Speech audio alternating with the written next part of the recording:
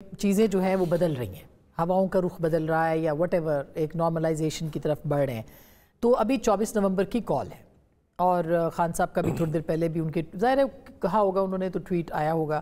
اور اسی طرح سے علیمہ خان صاحبہ نے بھی کل کہا کہ ہم نے 24 کو نکلنا ہے، اگر یہ نہیں ہوتا، رہائی نہیں ہوتی.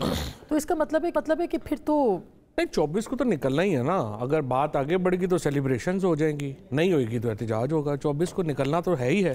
تو بات آگے کیا بڑھ سکتی ہے؟ مطلب میں نے آپ کو جس طرح کہا کہ اگلے 24 گھنٹوں میں یا 48 گھنٹوں میں اگر عمران خان صاحب کو بنیگالہ شفٹ کرتے ہیں، باقی پولیٹیکل پریزنرز کو ریلیف دیتے ہیں اور بات چیت آگے بڑھتی ہے تو پھر تو اچھی بات ہے. این آر او نہیں ہوگا؟ مطلب نہیں، N R O in a sense کیسے ہوگا؟ سوال یہ ہے کہ اگر تو عمران خان اپنے بیسک جو ان کی جو تھیوریز، جو ان کی سٹینڈ ہے اس سے پیچھے ہٹیں تو این آر او ہے نا. اگر دوسری پارٹی اگر ایک قدم پیچھے لے رہی ہے تو وہ این آر او تو نہ ہوا، وہ تو عمران خان کی جیت ہوئی.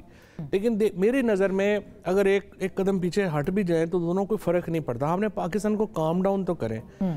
کل دیکھیں ابھی 12 فوجی ہمارے شہید ہوئے ہیں، روزانہ شہادتیں ہو رہی ہیں اور پاکستان کو تو بہت اتحاد کی ضرورت ہے اس وقت. اگر ہم ماضی میں رہیں، جیسے ڈاکٹر صاحب نے ایک لمبے قصے سنائے ہیں، ڈاکٹر صاحب نے تحریک نجات کا ذکر نہیں کیا، ڈاکٹر صاحب نے جو پی ایم ایل این کی ایک ہے، باقی تو ظاہر ہے پی ایم ایل این میں تو کبھی یہ کیپیسٹی تھی نہیں احتجاج کرنے کی.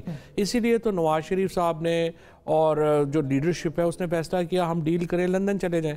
اگر احتجاج کی کیپیسٹی ہوتی تو یہاں رہ کے کر لیتے، جس طرح عمران خان نے فیس کیا ہے. ایک پورا 2 سال 1.5 سال سے وہ جیل میں ہیں، بدترین تشدد، بدترین بربریت اور فسطائیت کا سامنا کیا ہے. جیسے اے آر ڈی تھی یا جیسے پی ڈی ایم تھی یا پیپلز پارٹی اور نون مل کے چلاتے رہے، وہ ڈکٹیٹرشپس کے خلاف چلاتے رہے اور پارلیمان اور سیاست کے ذریعے. وہ لندن میں بیٹھے رہے ہیں، سعودی عربیہ میں بیٹھے رہے ہیں. کبھی انہوں نے کب عمران خان کی طرح یہ حوصلہ دکھایا کہ پاکستان کے اندر رہ کے کریں؟ پاکستان کے باہر تو بڑے بڑے پہلوان ہو جاتے ہیں نا. اب بھی پاکستان سے باہر تو آپ دیکھیں نا کیا ماحول ہے، وہ تو کی بیٹھے ہوئے نا کر دیو. یہاں پہ بیٹھ کے بات کرنا مشکل ہے نا. تو عمران خان کو یہ کریڈٹ تو جاتا ہے، انہوں نے سختیاں برداشت کی، ظلم برداشت کیے. ان کی بیگم جو ہیں وہ 11 مہینے رہیں، بہنیں جیل میں رہیں، خاندان پورا جیل میں رہا اور اس کے ساتھ 11 سارے لوگ. زرداری صاحب رہے جیل کے اندر.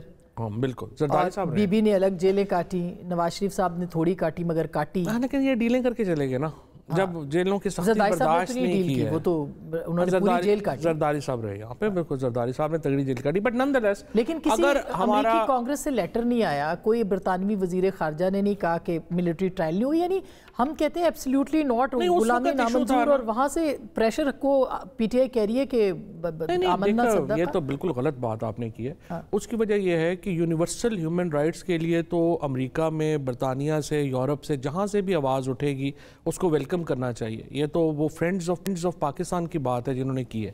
انہوں نے ماضی میں کیوں نہیں کی ہے؟ اب بھی وہ اسرائیل کے لیے کیوں نہیں بول رہے؟ فلسطین کے لیے کیوں نہیں بول رہے؟ کیونکہ پالیٹکس ہے. کشمیر کے لیے کیوں نہیں بولتے؟